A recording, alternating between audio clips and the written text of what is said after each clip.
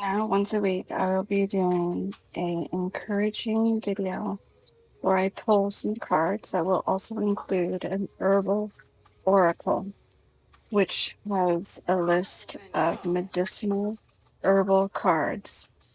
Each card is from a plant that is a ceremonial plant with medicinal properties that has been used for centuries. And I will also pull from an oracle deck that I've used for a while that have encouraging messages. And I will be praying over them and sharing some of my own wisdom that I've learned throughout the years of horrible mistakes and suffering and knowledge. I hope these will be encouraging for you all as I get in the routine of doing them once a week. And if they become a favorite, I might increase. My whole purpose of these videos when I pull the cards is to encourage you as working men and women that might be juggling careers, family, life, stressing, many with chronic illnesses, juggling all of that on top of everything. I've always shared my knowledge around medicinal and natural medicine, like kratom and CBD. And so the Herbal Deck, is something I'd like to incorporate as my channel adjusts to the changes of more of a spiritual, ceremonial channel where I incorporate natural alternatives in a spiritual-led life and lifestyle vlog type channel. It just seems to align more perfectly that way. And I also am a woman that shares knowledge and encouraging words. So this just seems to be the best format moving forward that seems to incorporate both medicinal plants and spirituality of encouragement and astrology and cosmic oracle knowledge. I do not rely on any decks. I rely on the divine. I rely on God. I am a Christian astrologer, if anything, and I use these just like someone would when they flip open the Bible and ask God to point to a scripture that He's calling them to read today. And that is how I use decks as tools for guidance. They are not my main source for the word, but that doesn't mean He doesn't speak through a lot of things. Just like He has used Moses' staff and items throughout the Bible, put His power and strength in. He does that to this day. The Ark of the Covenant couldn't even be touched without someone dying.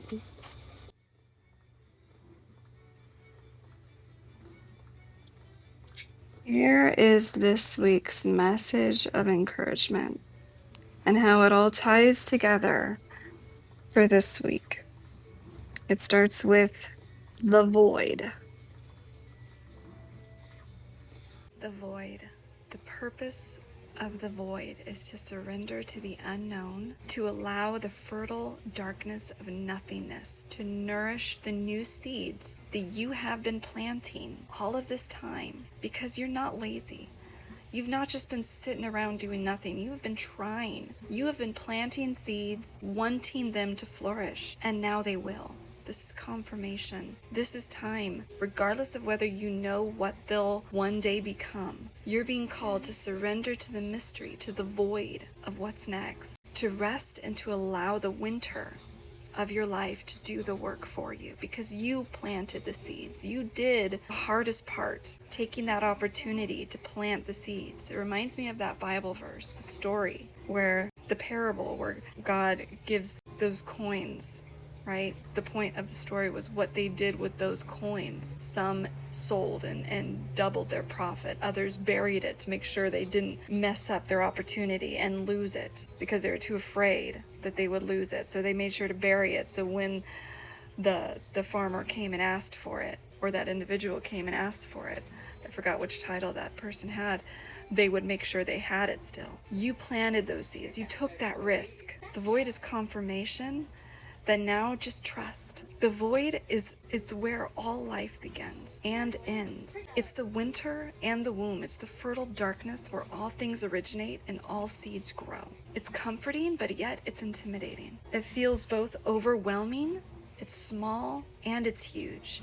but faith grows and lives in the void. You're being called to surrender and have faith, but to rest because you did the work. You planted those seeds during the times you were supposed to. You are being asked to hand over your control, because that is the hardest thing for us sometimes, especially those of us that bust our ass. We did the work to plant the seed, and now we must surrender to the void, the unknown, to the divine, to hand over the control and trust that just because we can't see what's happening beneath the surface, it doesn't mean things aren't working. The greatest weavings happen when we find a way to surrender and trust that our life is being knitted for us, right beneath the surface, in ways known and unknown. And it's time to cultivate faith and allow a deep rest. This is coming from the book of these cards, by the way. And I am an ad-libbing and adding to it. The void often surfaces at the end of the chapter of a life's phase. So when we're called to let go of all that we know and identify with, when you're in the void, it can feel scary, as if you should be doing something.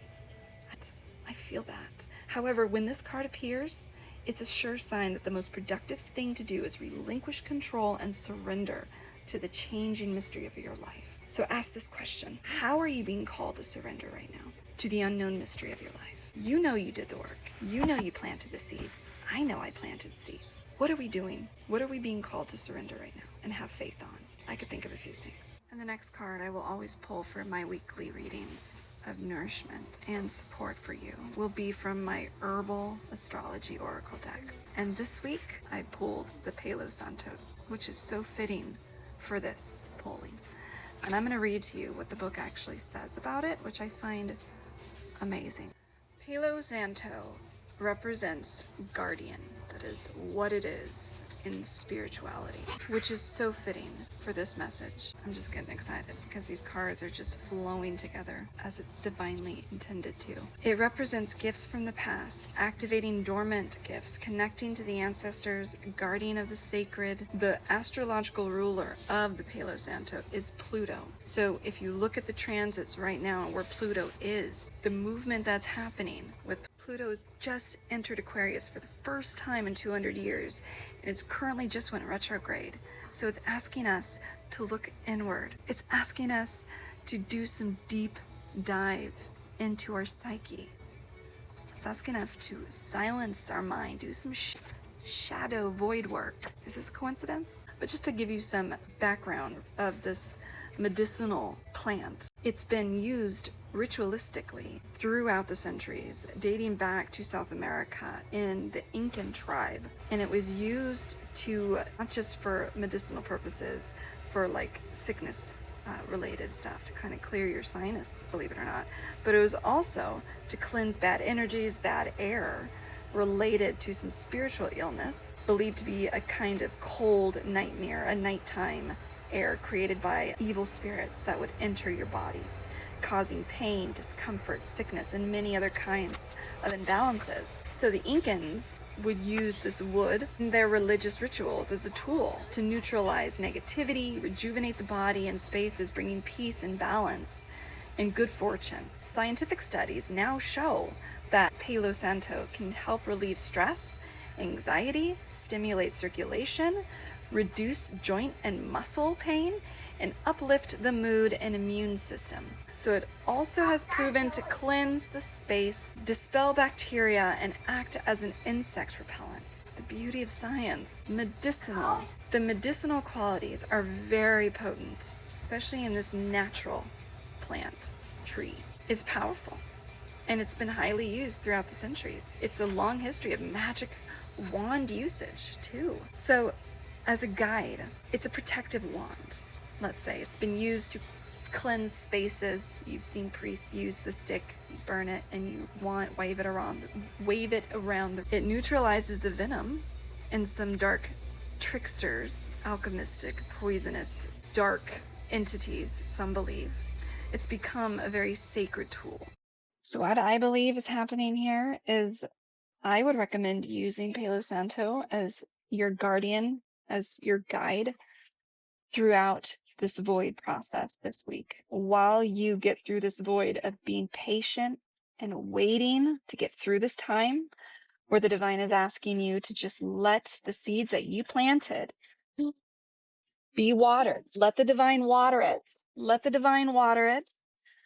Use this to help clear the energies that will help keep you in peace, that will help keep your energies aligned.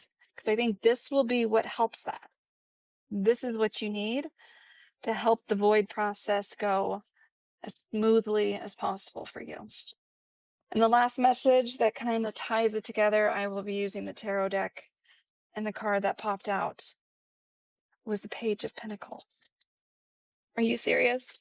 That represents manifestation, being grounded, ambitious, offering a gift, financial opportunities, loyal, faithful, messenger. All of those key words is the Page of Pentacles. That couldn't be a more aligned message for the week that us mothers and us individuals and us hardworking people need right now. So I pray this message touches you and heals you and sends you comfort and encouragement this week. And may you receive many blessings.